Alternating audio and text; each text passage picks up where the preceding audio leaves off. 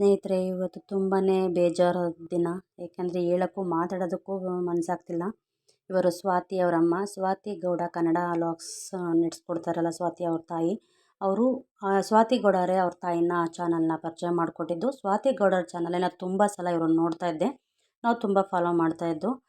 ನೋಡ್ತಿರ್ಬೋದು, ಇಂಥ ಸುಖ ಸಂಸಾರದಲ್ಲಿ ದೇವರು ಇಂಥ ವಿದ್ಯೆ ಆಟ ಆಡಬಾರ್ದಾಗಿತ್ತು. ಇವ್ರಿಗೆ ಕಾಯಿಲೆ ಆಗಿದ್ದು ಗೊತ್ತಾಗಿದ್ದು ನಮಗೆ ತುಂಬ ಇತ್ತೀಚೆಗೆ. ಅವ್ರ ಮಗನ ಮದುವೆ ವೀಡಿಯೋಸ್ ಎಲ್ಲ ತುಂಬಾ ಹಾಕ್ತಾಯಿದ್ರು. ನಾವು ತುಂಬಾ ಚೆನ್ನಾಗಿ ಬಂದಿತ್ತು, ನೋಡ್ತಾ ಇದ್ವಿ. ಇಷ್ಟು ಬೇಗ ಹಿಂಗಾಗುತ್ತೆ ಅಂತ ನಾವು ರಿಯಲೈಸೇ ಮಾಡ್ಕೊಳಕ್ಕಾಗ್ತಿಲ್ಲ. ತುಂಬಾ ಬೇಜಾರಾಗುತ್ತೆ. ಎಷ್ಟು ನಗು, ಎಷ್ಟು ಸಂತೋಷವಾಗಿದ್ದಾರೆ ಅಮ್ಮ ಮಗಳು. ದೇವ್ರು ಯಾಕೆ ಈ ಥರ ಮಾಡ್ದ ಅಂತ ಅನ್ನಿಸ್ಬಿಡುತ್ತೆ. ದೇವರು ಇಂಥ ಒಂದು ಕ್ರೂರಿ ಆಗಬಾರ್ದಾಗಿತ್ತು. ಅವ್ರು ಇಷ್ಟು ವಯಸ್ಸಲ್ಲೂ ಎಷ್ಟು ಚೆನ್ನಾಗಿ ಕಾಣಿಸಿದ್ದಾರೆ. ಅವರ ನಗು, ಆ ಮುಗ್ಧತೆ ತುಂಬಾ ಇಷ್ಟ ಆಗ್ತಿತ್ತು.